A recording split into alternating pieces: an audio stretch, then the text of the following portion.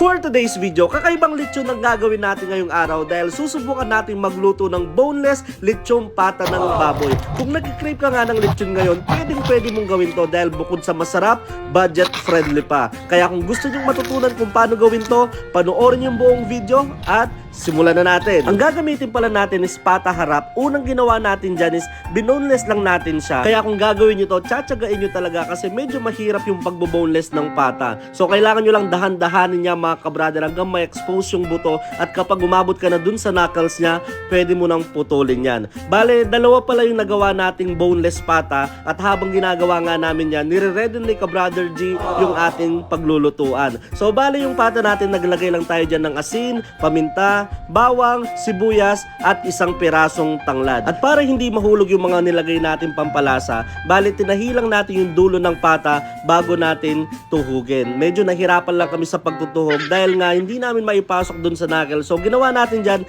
hiniwa natin yung ilalim ng pata at dyan natin pinadaan yung ating kawayan. Pagkatapos nga natin tuhugin yung dalawang boneless pata, bali naglagay pala kami ng toyo dito sa balat ng baboy para mas gumanda yung kulay ng ating lechon. Isa sa dahilan kung bakit naisipan natin maglechon ngayong araw dahil nga umabot na tayo ng 1.5 million followers sa ating Facebook page Kabrother Vlogs. Syempre nagpapasalamat kami sa inyo mga kabrother at sa mga bagong kabrothers natin. Hindi namin inaasahan na aabot tayo sa ganito kaya utang na loob namin sa inyo yung page na to. Kaya syempre dahil dyan mag-e-effort kami para magawa yung content na to. At sa part pala na yan, sinalang na ni Kabrother Jake at nakita namin na medyo nabibitak siya kaya tinahipan natin yan ng alambre para hindi mahulog. Bale, nasa 45 minutes na palang nakasalang yan at pinalitan na rin ni Kabrother G si Kabrother Jake at siya na rin ang mag-iikot. At habang pinapaikot nga yan, naglagay na rin tayo ng mantika para mas lumutong yung ating boneless lechon pata. At kung umabot ka nga sa part ng video to Kabrother,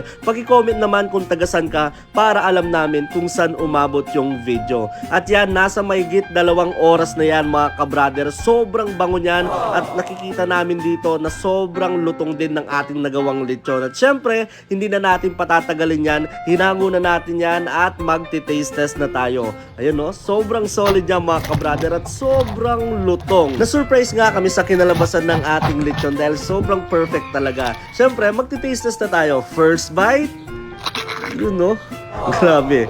Juicy, crunchy, perfect na perfect. At syempre, ipapares natin yan sa ating pinagmamalaking suka. Kabrother Special Suka, available na yan sa Shopee. Kahit saan nga pwedeng ipares yung ating suka. Pwede sa crispy, inihaw, at lalong-lalo na dito sa lechon. Sobrang lutong ng balat, isaw-saw mo pa sa suka.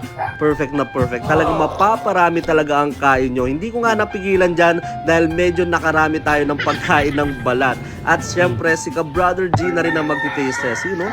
Sobrang laking bite niyan, Kabrother. Kinuha niya yung buong pata at syempre yung pinakapaboritong part namin talaga dyan is yung balat na talagang napalutong natin. Kaya sa mga Kabrother na gustong gayahin to, sundan nyo lang yung prosesong ginawa natin. Advice lang, kung maglilitsyon kayo mga Kabrother, kailangan talaga tsatsagain nyo siya at medyo matagal ang pag-iikot. At syempre, si Kabrother Jake na magti-taste test. You know? Grabe. Sabi nga niya sa amin, first time niya makakatikim ng lechon pata, hindi niya in-expect na ganito ang kalalabasan, sobrang lambot ng laman at sobrang lutong ng balat. At sana nag-enjoy kayo sa episode natin na to mga Kabrother. Maraming salamat sa walang sawang support ang binibigay nyo sa Kabrother Vlogs. Sobrang appreciate namin kayo. Ingat kayo and God bless.